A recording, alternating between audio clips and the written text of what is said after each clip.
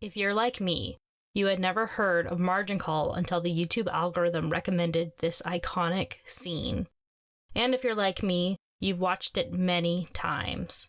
It has a script that just oozes off the page, a cast at the top of their game.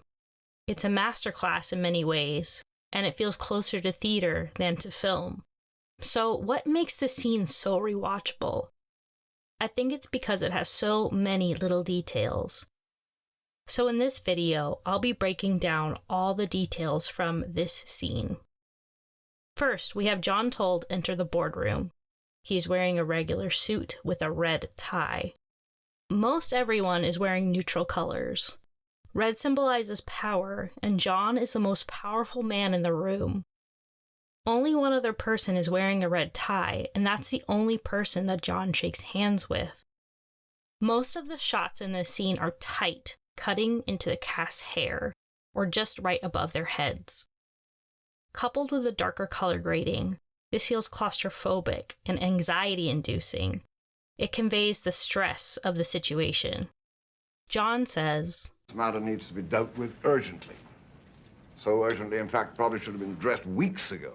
The film, however, strongly implies that upper management, from Will Emerson all the way to John, knew that this could happen. Sam looks completely unbothered by John's words. John says that is spilt milk under the bridge. This is a combination of two idioms, water under the bridge and don't cry over spilt milk. Combining two idioms is called a malaphor. It's considered an error. So, does John not know the correct idioms, or is he combining them on purpose? It's ambiguous. This is the first example of John downplaying his intelligence. He does this throughout the scene. However, Jared warned the group to tell the truth in the meeting with John, and that no one was smart enough to sugarcoat it. This means that John is smart. This use of a malaphor, combined with the earlier warning, shows that John is cunning. John asks Peter to explain the situation. Now, imagine how stressful this must be.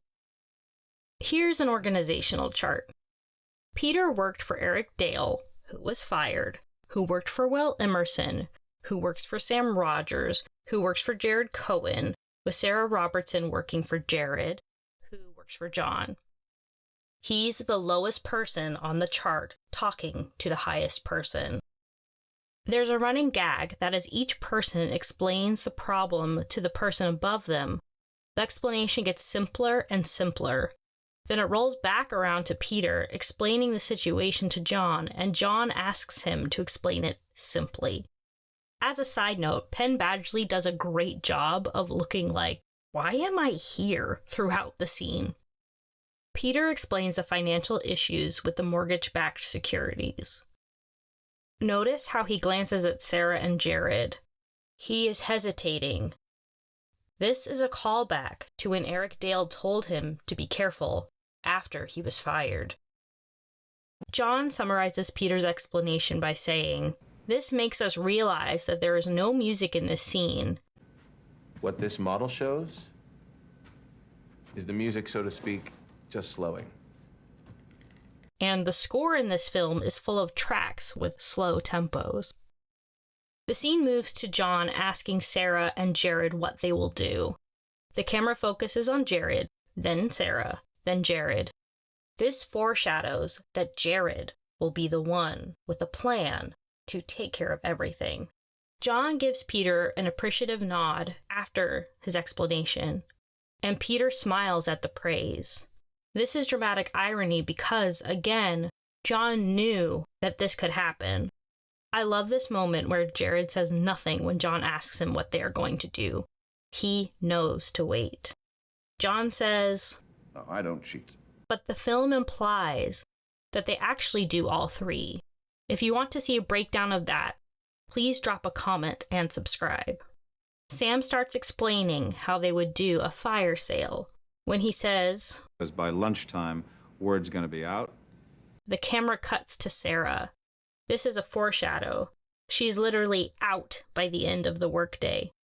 Then, as Sam says, And by 2 o'clock, you're going to be selling at 65 cents on the dollar if you're lucky. The camera cuts to Will because he does that later in the film. Hey, Lawrence, we're Philip Killer 65. It's filled. John and Sam argue about the fire sale. Sam says that they will never sell anything again if they do this, and John replies that he understands. Sam says, Do you? Do you? This is a callback to an earlier scene. Jared and Sam had a similar conversation. I understand. Do you? Yes. Sam could have said this to Jared because he had been with the company longer than Jared, and perhaps Sam didn't respect Jared, even though Jared is above him. However, by asking John the same thing, we see that Sam is truly unafraid of anyone. That wraps up my breakdown of this iconic margin call scene. Did I miss anything? What nuances did you notice? Drop a comment down below, and please subscribe. It helps the channel grow. Thanks for watching. This is it! I'm telling you, this is it!